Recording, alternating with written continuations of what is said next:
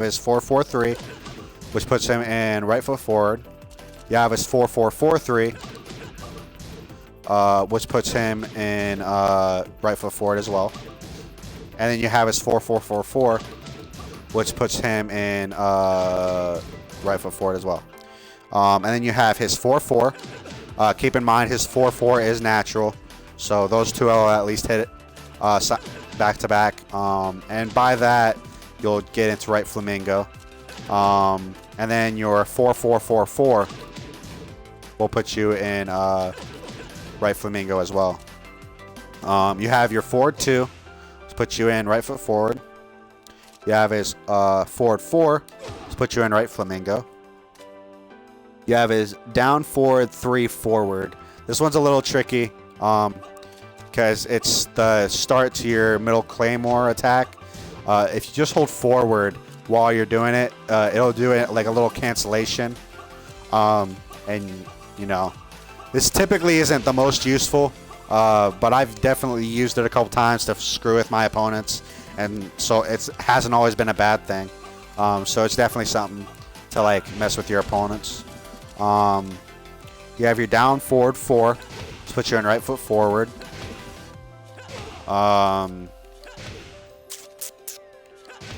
You have your down 3-4, which puts you in right flamingo stance.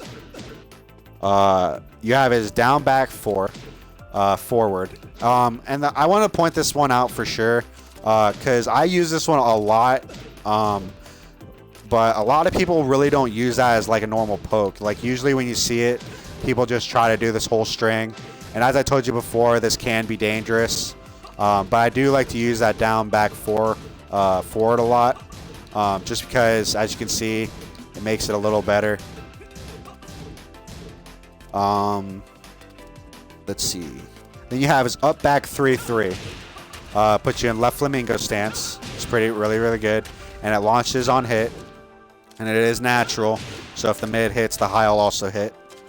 You also have his up back 3-4 to put you in right flamingo. You have his up 3, which is technically a launcher, but this puts you in left flamingo. I keep wanting to say the wrong things. My bad, guys. But this will put you in left flamingo. And then you have his up 4, which puts you in right flamingo. You have his my bad. His up forward 4 strings. Now there's 3 different variations. There's up forward 4, there's up forward 4-4, and up forward 4-4-4. All these will put you in right flamingo. But I do want to take a second to point this out for real quick. So the big thing about this is a lot of people don't know this. But even if the middle gets blocked, the middle kick gets blocked.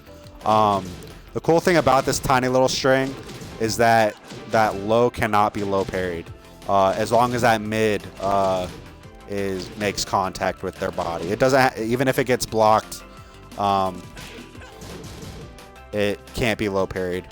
So that's really good. At least it used to not be, and I haven't been low parried from it yet, and that's including from advanced players. And like I said, I always point out that there's different variations because there's always different ways to use this. Because you know you can always even like input a new low, like you do high mid, and somebody ducks real quick to avoid that low. You can always do a different low. You could do a launcher. You could do so many different things. So you don't have to just stick to one option. So that's why that's really useful. Then you have his 4-4-3 and his 4-4-4. Both of these moves will put you in right foot forward.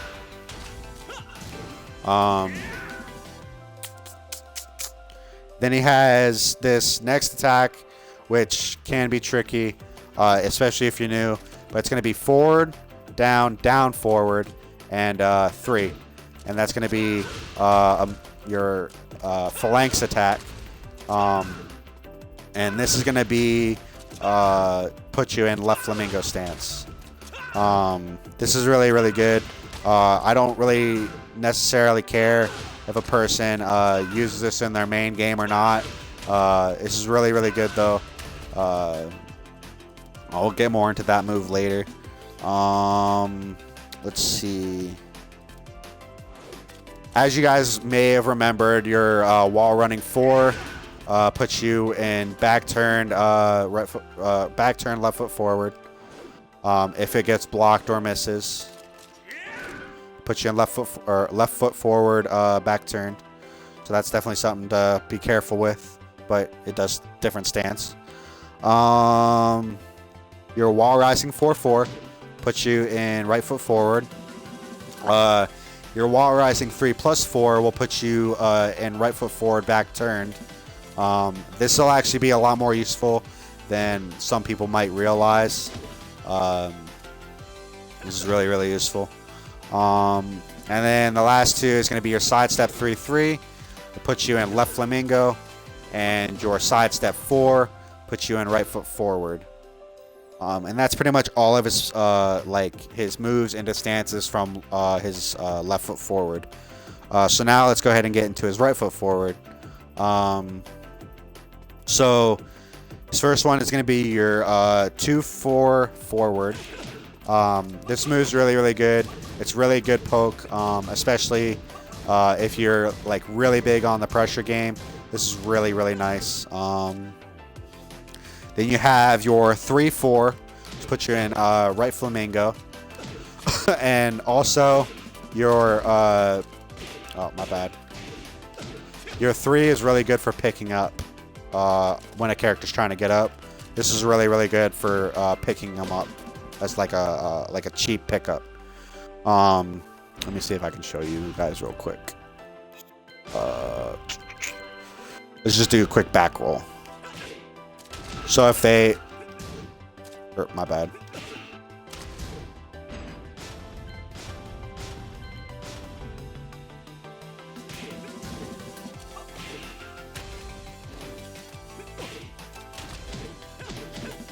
As you guys can see, depending on what they do, it's really, really good for picking up. Obviously, since they're getting back up, since they're getting up and not actually up, it'll do less damage, but it's still something to keep in mind. Let's see. He has his forward 3, which will put you in left flamingo. And he also has his forward 3 back, which will put you in right foot forward, back turned. And again, this is something that would definitely be useful if you learn how to use it into your Hwoarang gameplay. Then you have your down forward 4, which will put you in right foot forward. My bad, down forward 4 forward. This will put you in right flamingo. And again, I mentioned this earlier, and I didn't want to get ahead of myself, but this is why this move is so useful. It's a really, really fast poke, and this will put you in right flamingo if you hold forward. So again, this is really, really good for implementing into his poking gameplay. Especially like while you're wall rising. It's really, really good from that. Even though it doesn't do a lot of damage, I've found a lot more uses for it than a lot of his other moves that I've shown. So that's definitely worth trying to get into your gameplay. Then you have, and that's it from left foot forward or right foot forward. So now we're just going to go straight into his left flamingo stance. Again, it's forward 3. So your next thing is going to be your 3 forward, 3 neutral forward, and that's all this does. This is Hwoarang's main wall carry, and normally I wouldn't do a move that puts him in the same stance that he's already in. I just really wanted to make sure to point this out because this is going to be one of the main moves you're going to want to learn, especially if you want to learn how to juggle with him really, really well. It's going to be really big, especially like if you want a wall carry or something. That's definitely going to be something really, really big to learn to do with him. You also have his 3-4, which you know, you guys saw earlier. Puts you in right flamingo stance. You have his down 3-4, which puts him in right flamingo stance.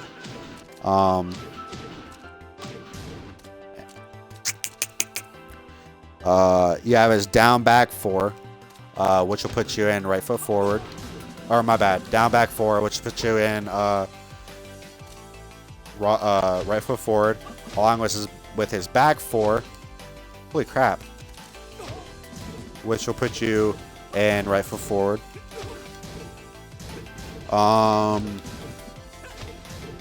Let's see. You have his back 3, which puts you in right foot forward. And you have his back 4. Oh, my bad. I already did that one. So that's pretty much it. Yeah, so that's it for his left flamingo stance. And then his right flamingo stance, again, is forward, neutral 4. He only has his one move, really, aside from like his 2-4. Aside from like 2-4 forward, putting him in the same stance. But which is going to be your 3, which puts you in left flamingo. And I think that's really it. I don't really count moves that put you in back and left foot forward, just because it's like, I don't know. But if you do want to count those moves, you got your forward 3, which puts you back and left foot forward. You have, well, I really don't count it. I really don't, because a lot of the moves that you'll come out of this, like this, will put you straight back into it. This move will put you straight back into it. And as you can see, after a move mine gets blocked, you go straight back into it. So I'm not going to really get into a lot of detail with that. So next I'm going to talk about is counter launchers real quick. So let's put those on. Alright, so what a counter launcher is, for those of you who might be new to Tekken or aren't really big on counter launchers. What a counter launcher is, it's potentially something that doesn't normally do anything. Like, as you can see, I'm hitting my forward 1+2, and it's just a normal poke. But if you add it, if it lands on counter, it ends up being a launcher. And that's exactly what a counter hit launcher is. And that's why I wanted to make sure to point these moves out in a different way. Some of these moves you may have already been pointed out, but not all of them will have been, and not in as much detail as I'm about to put them in now. So your counter launchers are, your first one's going to be your forward 1+2. As you can see, I got a decent combo from that. And this is one of my go-to moves as well. Like, this is one of my normal pokes that I use.